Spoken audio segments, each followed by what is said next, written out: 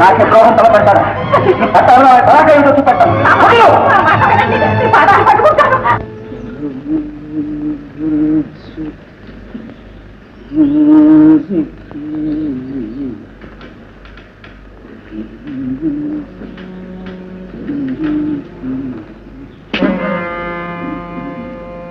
తాతయ్య ఎవరు?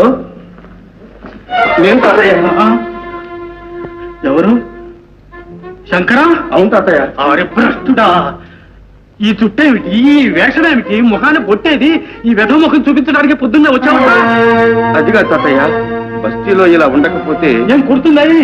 ఈ వెధ వేషం వేయకపోతే చదువు రానంటున్నాయి. రే, నిన్ను ఏమేమో అనుకున్నాను రా, దగులుబాజీ అయిపోయావు. అదిగా తాతయ్య, పట్టాభిరామయ్య గారే ఇలా పెట్టుకోమన్నారు. తాటి చెట్టు ఎందుకు ఎక్కావరంటే దూడ మేత కట్టావా? నువ్వెట్లా ఉంటే ఆయనకేమరా? నువ్వేమైనా ఆయన కూతుర్ని పెండ్లాడబోతున్నావే? అదే తాతయ్య. ఏమిటి?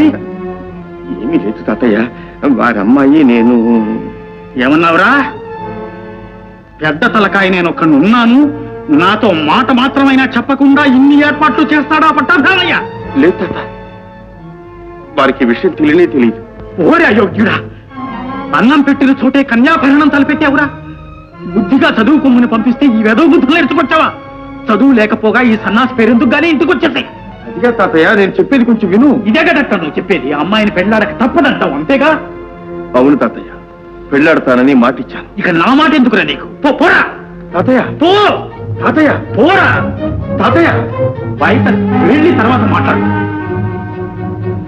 సరే తాతయ్య, నా కర్మ ఎలా ఉంటాడో. రే శంకర, ఇన్నేళ్లుగా నా మాట లేకుండా ఏ పని చేసేవాడివి కావు, ఇప్పుడు నా మాటే కాదంటున్నావే. ఇది నీకు ఏ దయ్యం ప్రేరేపించిందిరా? దయ్యం కాదు తాతయ్య, అనక వెనక కనక మనస్సు నిగ్రహించుకోగలిగితే ఆత్మశక్తి వృద్ధి అవుతుందని నువ్వే చెప్పావు. అలా ఆత్మశక్తి కలవాళ్ళు ఏ పని చేసినా సరే అది దైవ ప్రేరణేనని కూడా చెప్పావు. ఈ విషయం నేను బాగా ఆలోచించాను. నా అంతరాత్మ పార్వతిని పెళ్లి చేసుకోమంటుంది. అది దైవ ప్రేరణే అనుకుంటున్నాను. కాదురా, ఇది దేవి ప్రేరణ. ఆవిడ ఎవ్వతో నీకు మచ్చు జల్లి మాయ చేసి మాట తీసుకుంది. తాతయ్య, నీకు తాతయ్య లేడు, నాకు మనవుడు లేడు, పోరా పో. ఆఖరిసారిగా చెప్తున్నాను, నీ మాట నా మాట ఏదో ఒకటే నెగ్గాలి. బాగా ఆలోచించు.